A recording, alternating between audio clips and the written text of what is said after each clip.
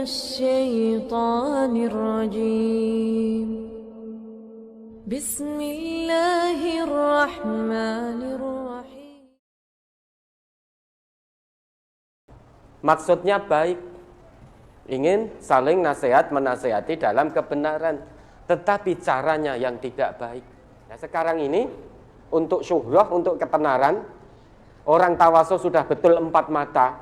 WTKT ya di video kok, di video direkam diunggah di YouTube. Padahal sudah baik-baik 4 mata. Dari Abu Hurairah radhiyallahu an bahwasanya Rasulullah sallallahu alaihi wasallam bersabda, orang Islam itu saudaranya orang Islam yang lain. Tidak boleh berlaku zalim kepadanya, tidak boleh membiarkannya dengan tidak mau menolongnya, dan tidak boleh menghinakannya. Takwa itu di sini sambil menunjuk dada beliau 3 kali. Cukuplah seseorang itu berbuat jahat apabila ia merendahkan saudaranya orang Islam yang lain. Tiap-tiap orang Islam terhadap orang Islam yang lain adalah haram darahnya, kehormatannya, dan harta bendanya. Hadis riwayat Muslim. Berkaitan dengan hadis tersebut, ada sebagian asatid yang mentahzir ustadz yang lain dengan alasan bahwa tahzir tersebut diharuskan agar kesalahan ustadz tersebut tidak diikuti umatnya atau jamaahnya. Apakah memang dibenarkan tahzir tersebut? Karena tahzir tersebut menyampaikan kesalahan ustadz lain dalam forum umum, Ustaz. Ya apa yang dilakukan nanti biar dipertanggungjawabkan. Kalau menurut Islam, yang namanya tawasul itu harus dengan cara elegan gitu loh. Cara elegan itu berarti bil hikmah wal mau'izatil hasanah wa jadilhum billati hiya ahsan. Kalau memang melihat salah seorang ustadz itu dilihat sesat, salah, menyimpang dari Quran, menyimpang dari sunnah, didatangi baik-baik. Itu namanya tawasul. Tawasul tawasul bil haq wa tawasul bis sabr. Maksudnya baik, ingin saling nasihat menasihati dalam kebenaran, tetapi caranya yang tidak baik. Sebetulnya kan bisa datangi 4 mata, tabayun di situ. Tabayun dengan hati yang bening, kepala yang dingin, 4 mata, ngobrol baik-baik. Ya. Itu bentuk tawasul. Insya Allah itu lebih mengena.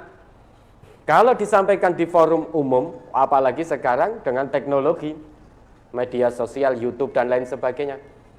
Jangan ikuti ustadz ini karena begini. Engko sing kono krungu bales genti. Akhirnya saling berbalas.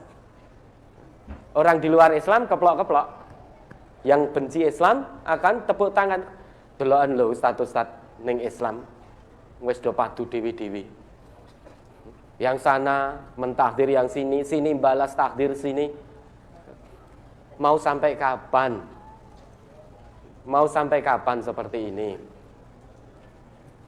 Mau sampai kapan ukhuwah Islamiyahnya menjadi tercerai-berai itu sampai kapan?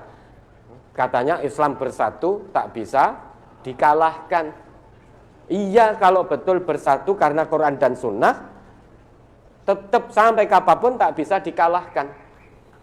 Tetapi kenapa Islam menjadi kalah? Karena umatnya mengalahkan dirinya sendiri. Al-Islam mahjubun bil muslimin. Kebenaran Islam itu tertutup dengan perilaku orang-orang yang ngaku Islam.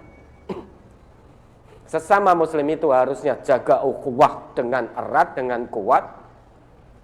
Ukhuwah yang dimaksud bukan hanya ukhuwah jasadiyah, bukan hanya kebersamaan fisik saja, namun ada yang lebih penting daripada itu. Ukhuwah qalbiyah, pertautan hati. Meski tidak bertemu secara fisik, namun hati tetap bertaut, tetap bertemu. Yang ada kalau hati saling bertaut, meski fisiknya tidak bertemu, masing-masing saling mendoakan kebaikan bagi saudara muslim lainnya, kebaikan dunia dan akhirat. Kalau sudah seperti itu, mustahil menjatuhkan kehormatan saudara muslim lainnya, mustahil.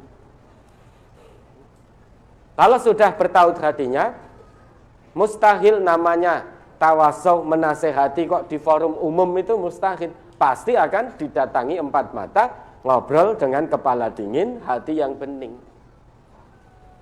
Kalau model semacam itu, saling takdir, itu sudah pembenaran itu nanti, bukan kebenaran lagi. Kenapa? Saling takdir seperti itu saja sudah menyalahi kebenaran dinullah. Metode yang dipakai itu sudah menyalahi kebenaran itu sendiri, yaitu mentakdir di forum umum bahwa Ustadz Fulan begini, itu sesat dan menyesatkan. Yang sana juga begitu, Allah wis itu jangan ikuti, wis sakit hati, ini itu dan lain sebagainya. Jadi penyimpangan dari kebenaran dipertontonkan, meskipun yang disampaikan memang sesuai dengan ayat dan hadis, tapi metode atau cara yang dipakai itu pun sudah menyimpang dari kebenaran. Yang ada nasihat tidak akan bisa masuk ke dalam hati. Kalau memang ternyata salah, karena tadi sudah diomongkan di depan umum, yang bersangkutan sebetulnya setelah menelaah menyadari kekeliruannya. Namun yang muncul pertama kali rasa emosi dulu, karena aibnya diomongkan di depan umum. Maka yang ada, dia tidak akan menerima nasihat itu. Yang ada marah, emosi, sehingga balas mentahdir, mencari-cari kesalahan ustadz yang pernah mentahdirnya. Dicari-carilah kesalahannya. Sehingga mendengarkan kajian-kajian ustadz itu bukan untuk mengambil ibrah pelajaran, tetapi ditunggu keplesetnya. Istiqomah mendengarkan, tetapi ditunggu kepleset lidahnya.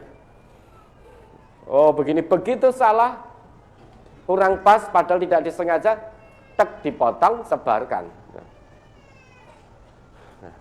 Nah, kita bagaimana? Sudah, kita tidak usah ikut-ikutan yang seperti itu. Nah, kita sampaikan saja kebenaran Al-Quran, sampaikan saja kebenaran tuntunan sunnah Rasulullah secara tegas, secara lantang, secara gamblang, tanpa menunjuk fulan. Yang penting kita sampaikan ini kebenaran agama Allah, ini firman Allah, ini sabda Rasulullah. Tidak perlu menunjuk pada jangan seperti fulan. Kenapa? Karena ayat Allah begini, hadis Nabi begini. Kamu jangan seperti fulan A, jangan seperti fulan B, jangan seperti fulan C. Pokoknya kita sampaikan saja ayat Allah dan hadis Nabi, sudah. Untuk siapa? Pertamanya tentu untuk diri kita sendiri, kemudian keluarga kita, kemudian orang-orang terdekat kita, karib kerabat kita, tetangga kanan kiri kita. Kalau sudah saling mentakdir seperti itu, tanpa disadari, ini kalau betul adanya loh ya, tanpa disadari, masing-masing sudah menjatuhkan kehormatan muslim yang satu dengan muslim yang lain. Padahal kata Nabi, kullul muslim alal muslim haramun damuhu wa irduhu wa maluhu.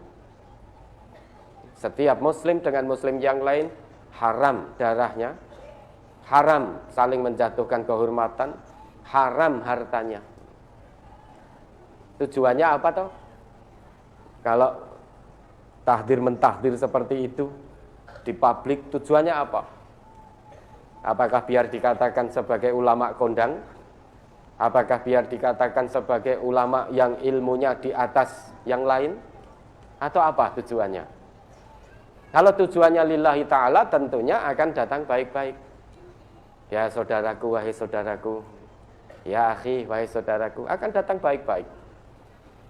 Nah, kita ini saudara sesama muslim, karena kita ini orang muslim, sama-sama punya kewajiban untuk dakwah, menyampaikan kebenaran agama Allah ini, walaupun baru satu ayat yang kita ketahui. Mohon maaf tanpa mengurangi rasa takdim saya. Kemarin panjenengan menyampaikan ini. Coba kalau apa yang jenengan sampaikan kita telaah dari ayat Allah seperti ini, hadis Nabi seperti ini, kira-kira bertentangan tidak, wahai saudaraku? Itu akan lebih diterima. Nah sekarang ini untuk syuhrah, untuk ketenaran, orang tawasul sudah betul 4 mata. WTKT ya di video kok, di video direkam diunggah di YouTube. Padahal sudah baik-baik 4 mata, sudah baik-baik 4 mata, sudah betul itu caranya. Tetapi direkam kemudian diunggah di YouTube. Sekarang ya banyak yang seperti itu. Menasihati 4 mata tetapi sambil direkam, habis itu diunggah di media sosial, di YouTube. Nasihatnya 4 mata tetapi sesudah itu yang menyaksikan seluruh dunia. Tujuannya apa coba? Nah kita tidak usah ikut-ikutan. Oke, ada lagi.